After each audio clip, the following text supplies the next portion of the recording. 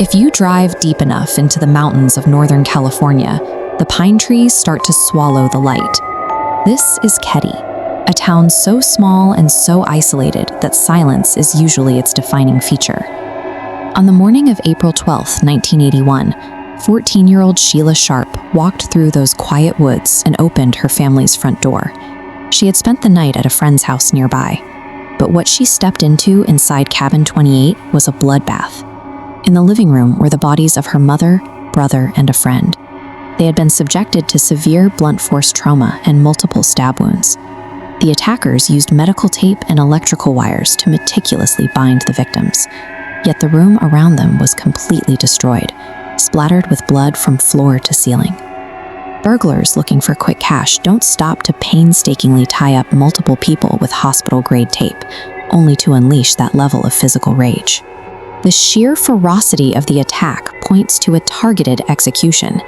While the living room told a story of absolute chaos, investigators found something entirely different just a few feet down a narrow, dark hallway. Looking at the layout, you see how close the rooms are. Right here, sleeping unharmed, were 3 younger children. Killers attacked just steps away, but never touched them.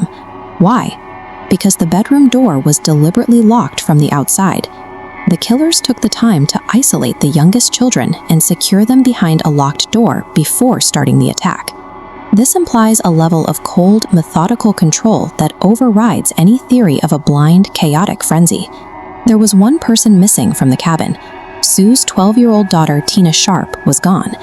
For 3 long years, investigators operated on the assumption that she had been kidnapped during the chaos. Then, in 1984, a man out walking discovered a human skull. It was positively identified as Tina. But this map shows the real problem. Those remains weren't found in the woods behind the cabin.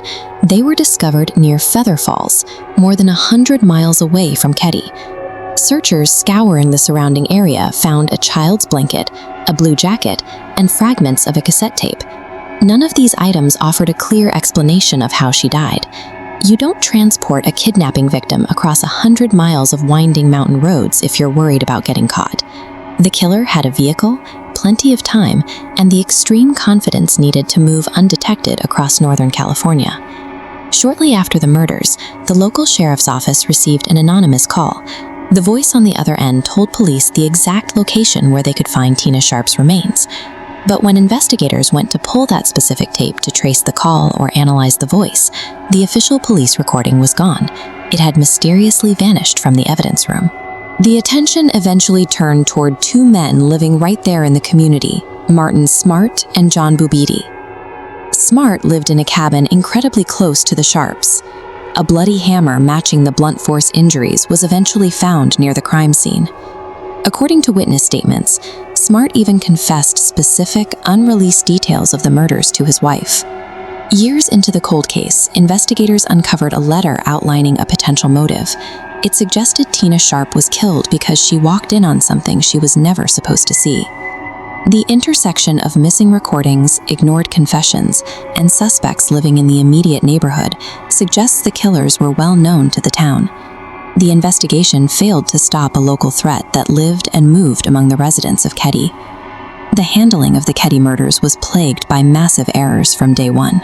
Critical pieces of evidence went missing from secure storage, and the crime scene itself was heavily contaminated. For decades, persistent rumors have circulated through this quiet mountain town that local law enforcement actively conspired to protect these specific individuals from ever facing trial.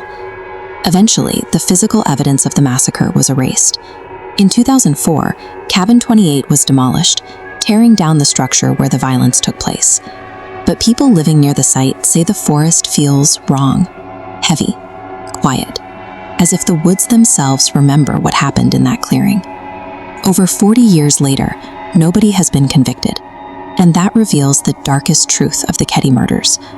A brutal crime is terrifying, but it is far more chilling to realize that a monster can commit those acts and walk free, simply because the institutions built to protect us choose silence over justice.